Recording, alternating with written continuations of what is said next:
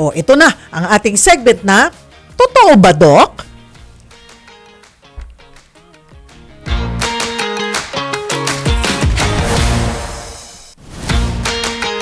Doc Bien, totoo ba, Doc?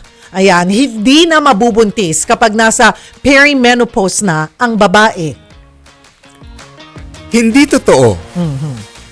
Kasi pag perimenopause, maaaring kamukha ng sabi ni Dr. Escobar, nabawasan ang iyong follicles, pero maaaring mayroon pa rin. Kaya yung maliliit na mga follicle na yun, ang itsura nun parang sago-sago, ay maaari pa rin maging dahilan para mag-ovulate ang babae. Kaya may mga tinatawag na menopausal baby. Mayroon, may sikat na sikat singer pa nga yung anak niya. Si Aiza Sigera. Ah, yes, si Ice. Oh, si Ice. Ice Sigera, Ice, yeah. oo. I think, pinanganak siya, 43 na yung mama niya. So, nasa perimenopausal Exactly. stage, di ba, mga kapatid? So, pwede pa rin, unless na talagang menopause ka na, no? Wala ka ng follicles. Oo.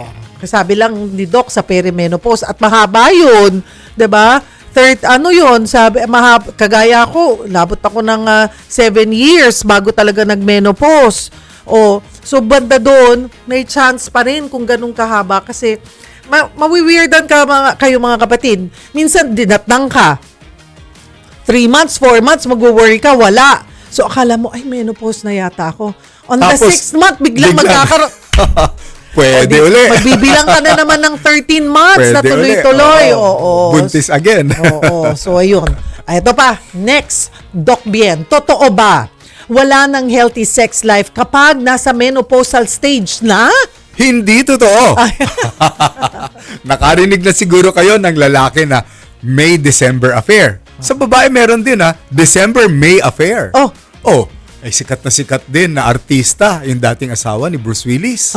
O di ba ang kanyang boyfriend si Ashton Kutcher? Dati. So maaari pa rin. Maaari pa rin. Oo. So at katulad ng kanina nabanggit ni Dr. Escobar at yun na-mention nyo nga rin po, Doc Biena, may mga paraan. Yes. Hindi kailangan tiisin. Hindi kailangan lagi kayong nag-aaway, nagdidiskusyon ni mister o ni partner na ayaw nyo because nga masakit or dahil nga, numinipis na daw yung lining ng mattress, 'di ba? Or dryness is a big issue, mga kapatid. May mga pwedeng gawin, may mga paraan para maging happy pa rin.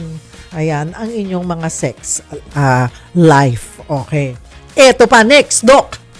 Totoo ba, Doc? Bawal ang matatamis na pagkain kapag menopause na? I would say, totoo. Gusto kong sabihin, hindi totoo. Well, hindi kasi sa menopause lang, dapat hindi naman bawal, kundi binabawasan ang matatamis na pagkain. At whatever stage ng life ng isang babae o lalaki. Well, kapag nagme-menopause na, bumabagal din po kasi ang metabolismo. So, mas mataas ang tsansa na maapektuhan ang lapay na mauwi sa diabetes. So, there are diabetes po na nadidevelop at the age of 50 na. So, bawasan, but best, you consult with your doctor.